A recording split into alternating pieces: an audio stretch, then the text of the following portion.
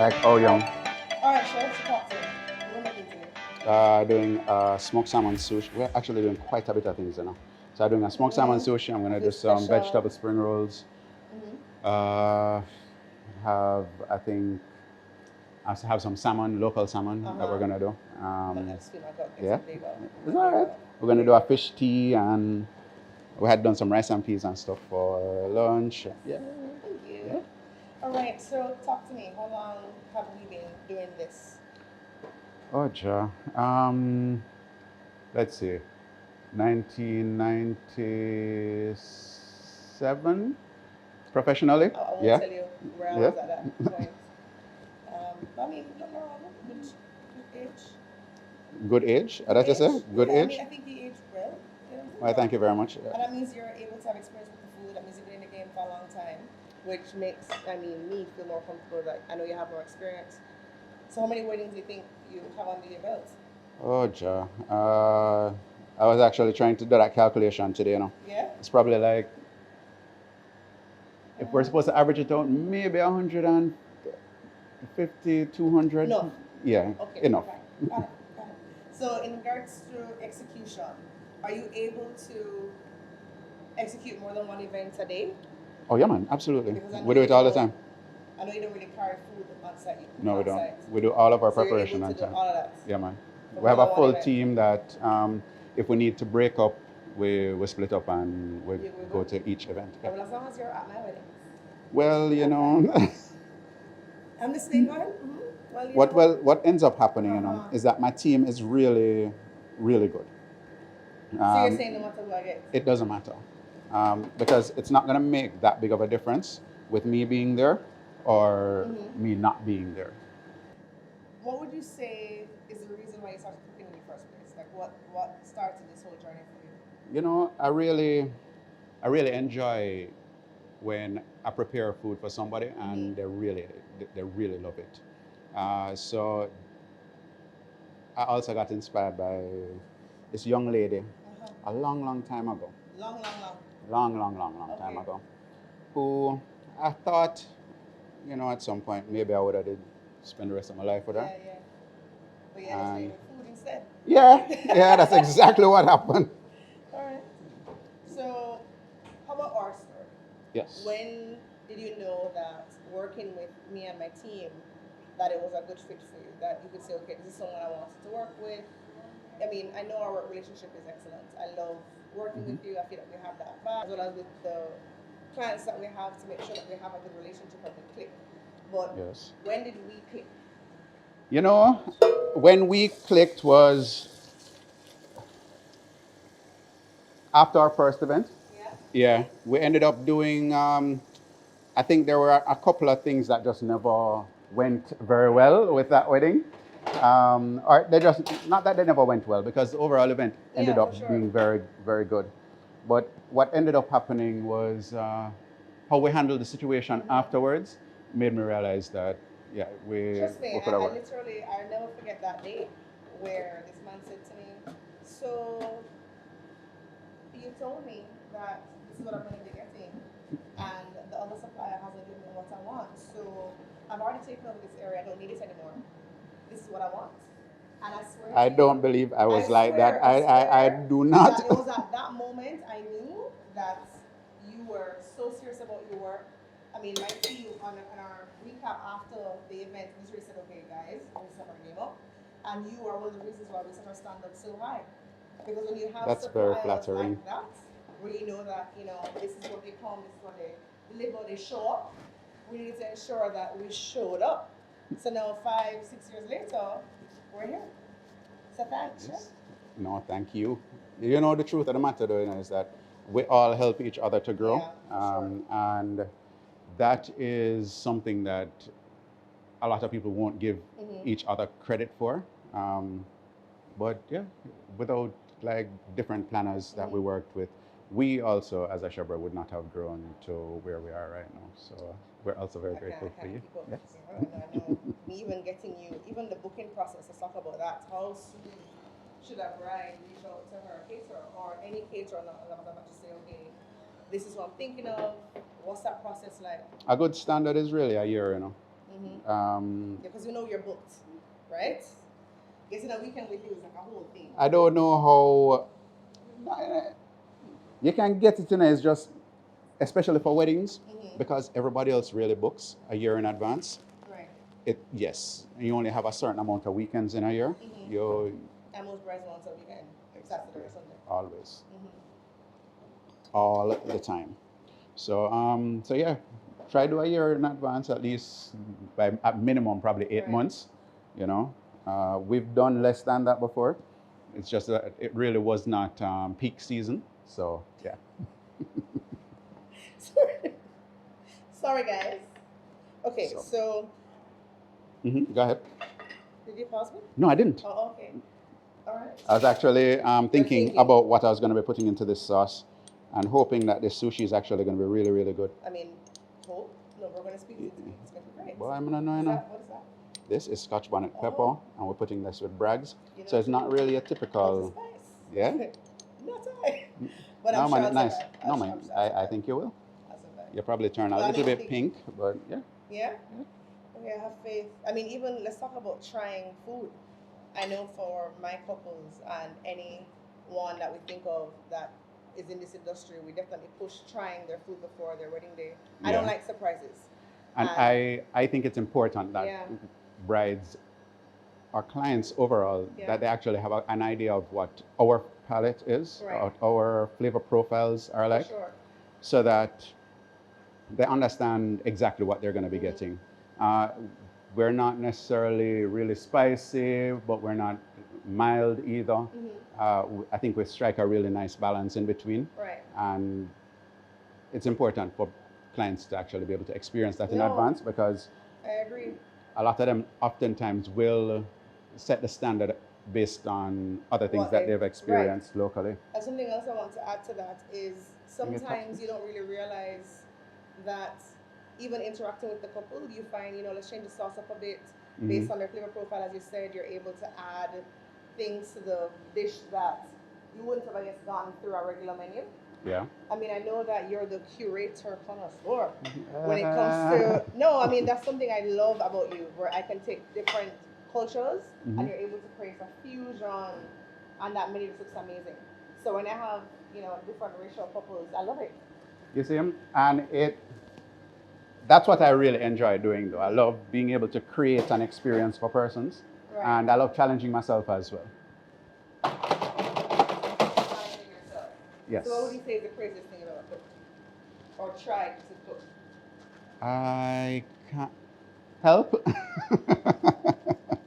I don't know, to be very honest. I mean, I know you've been dabbling in desserts, and those popsicles got me hooked. They are so good. But I wouldn't say so crazy. You've been experimenting a lot. Yes, but I mean, we experiment all the time. So it's... Is that how you stay young? It's how we stay fresh, yes.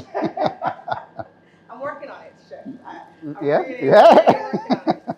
I'm on the board. So, for me, what I like about working with caterers, that I'm able to come in shop and sit down and talk with them, is working out that menu. But some people aren't that in tune with what they want. Sometimes they just kind of want you to show them something. Do you have planned menus ahead of time that you can say, okay, rehearsal that we've done before? Do you can pictures and refuse? Do you have your website? I know you updated it recently. Yeah, we do have a website, and it has some menu items that we've done in the past. I personally think that it's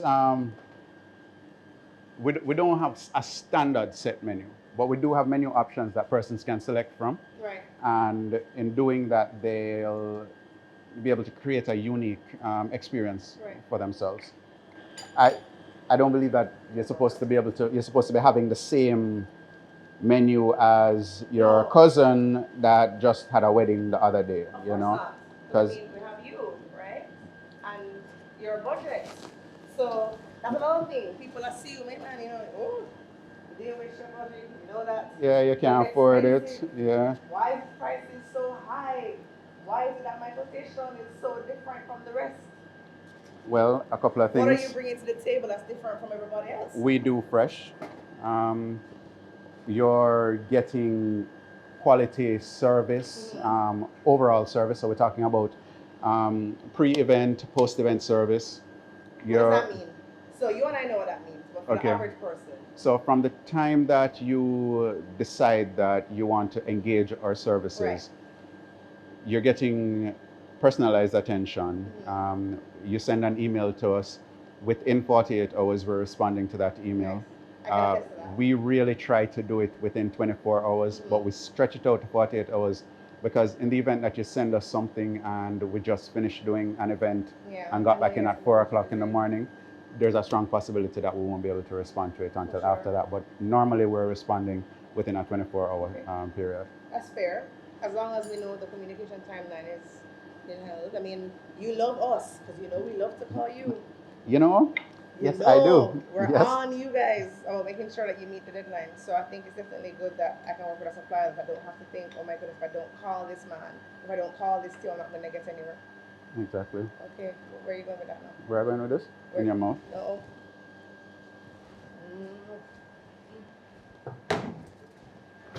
That's so good. You like it? I do. Spicy, but I'm not dying. Okay.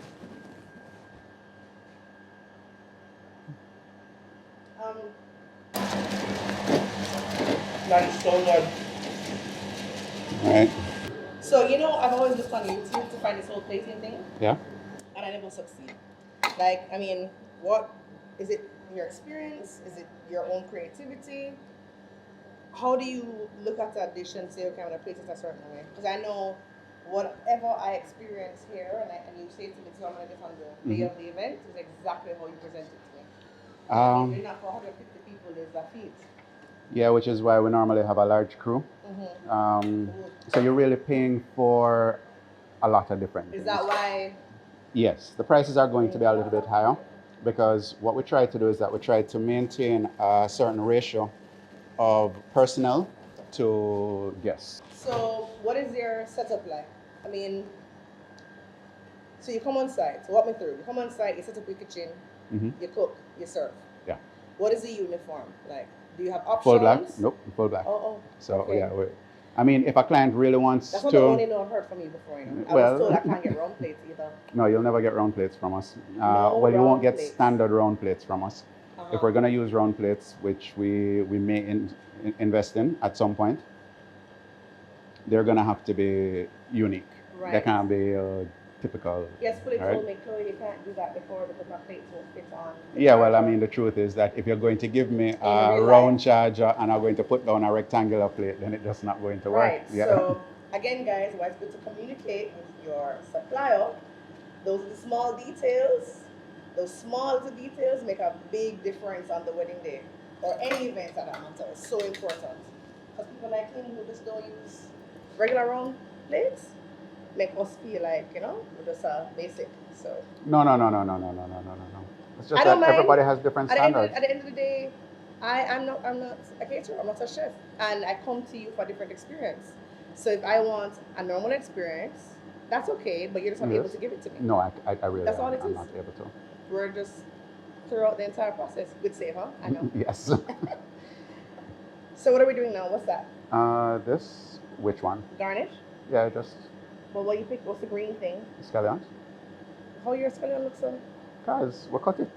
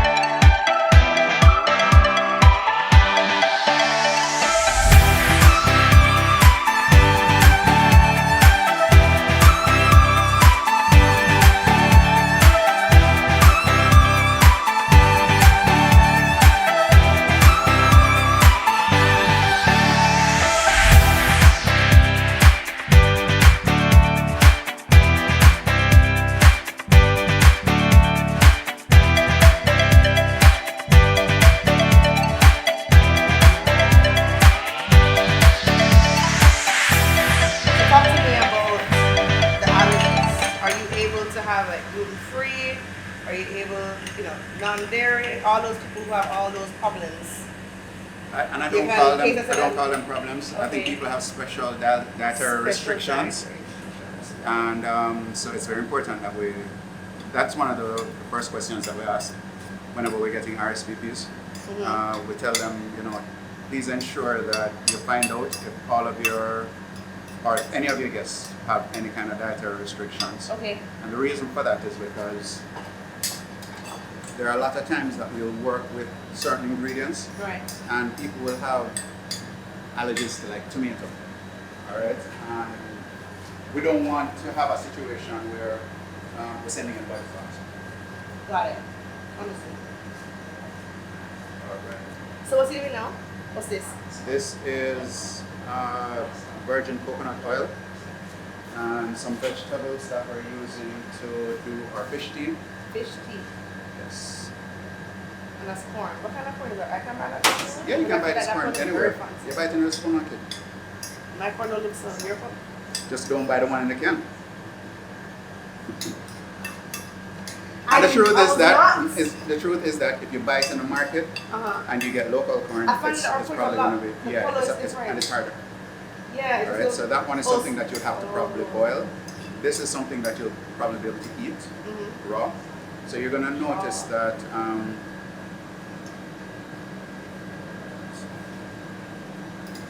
we're not cooking this at all. It's pretty. And that's another thing. Like again, fresh ingredients give you very, very different results than manufactured.